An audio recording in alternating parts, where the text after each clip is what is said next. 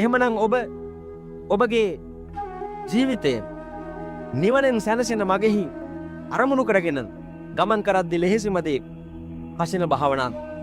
මේ කසිනෙහි භාවනා ක්‍රමයන් අපි සිදු කරන විට කසින මණ්ඩලයක් අපිට අවශ්‍ය වෙනවා පළමුවෙන්. එය පඨවි කසිනයට, ආපෝ කසිනයට, තේජෝ කසිනයට, වායු කසිනයට ප්‍රතිභාගය පුරුදු වෙන්නා වූ කසින මණ්ඩලයක් අවශ්‍ය වෙනවා. කසින මණ්ඩලයක් අවශ්‍ය වෙනවා. ඒ කසින මණ්ඩලය කළු රාමුවක්. ඒ කළු රාමුව අඩි 2.5 විතර විස්කම්භයක්, දෑංගුලක් දෙකත් එබිය හැකි තරම් ප්‍රමාණයක සිදුරක්. ඒ තුලින් අඩි 8ක 10ක 12ක දුර ඉඳගෙන ඈත අවකාශයේ දිහා බලාගෙන ඉන්න පුළුවන් හැකියාවක් ඇති කරගන්නට ඕන. මෙන්න මේ භාවනා ක්‍රමයට කසින මණ්ඩලයට ලං වුණාට පස්සේ ඒක පටන් ගන්න විට අපිට අදිෂ්ඨානයක් කරන්නට තිබෙනවා. ඒකාන්තයෙන්ම මම මේ ප්‍රතිපත්තියෙන්ම පච්චේක සුඛ රසයට භාගී වෙමි. ඒකාන්තයෙන්ම මම මේ ප්‍රතිපත්තියෙන්ම පච්චේක සුඛ රසයට භාගී වෙමි කියන වචනාර්ථය අපේ සිත ඇතුළට ගොනු කරගන්නට ඕන. ඒ වචනය අනිවාර්යයි. එය පුංචි එකට කියන්නේ යතුරක් ට්‍රික්ස් එකක්. පොඩි නිමිත්තක්. ඒකෙන් යමක් අපේ මොළය ඇතුළේ සිද්ධ වෙනවා.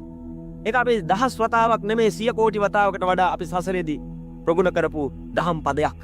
ඒක නොවෙනස් වෙන වචනයක්. අන්න ඒක S2 පියාගෙන සිතේ අදිෂ්ඨාන කරගෙන කසින මණ්ඩලය දෙස බලාගෙන අපි ස්පිය සිතෙහි සටහන් වීමට ඉඩ තබාගෙනම අපි අර දේ සිතෙහි මෙනෙහි කරගන්නට ඕන.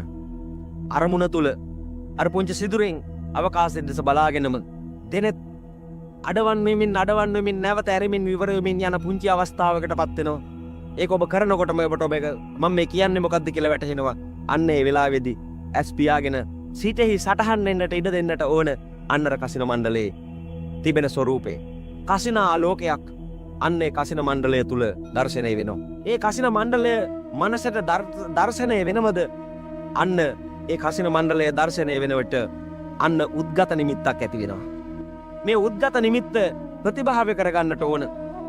මෙන්න මේ ප්‍රතිභාව කරගන්නා වූ අවස්ථාවට පත් වුණාට පස්සේ අපිට ඒ කසින මණ්ඩලයෙන් මොහොතකට ඈත් වෙලා වෙනත් තැනකට ගිහිල්ලා වාඩි වෙලා සිත වෙනත් තැනකට යනකොට විසිරෙනව නම් ආපහු නැවත සැරයක් ඇවිල්ලා අර කසින මණ්ඩලය දිහා බලාගෙන උද්ගත නිමිත්තක් ඇති කරගෙන ප්‍රතිභාගක වෙනවද කියලා බලලා වෙනත් තැනකට ගිහිල්ලා වාඩි වෙලා අරක ප්‍රතිභාග කරගන්නට ඕන. අන්න ඊට පස්සේ උපචාර අර්පණා කියන සමාධිය ඇති වෙනවා. අර මම මුලින් සඳහන් කළා සමාධියෙහි විශේෂ ප්‍රභේදයන්. උපචාර සමාධි, අර්පණා සමාධි කියලා. මෙන්න මේවා දැඩි ලෙස ගැඹුරින් සාකච්ඡා කරගත යුතු ප්‍රශ්න.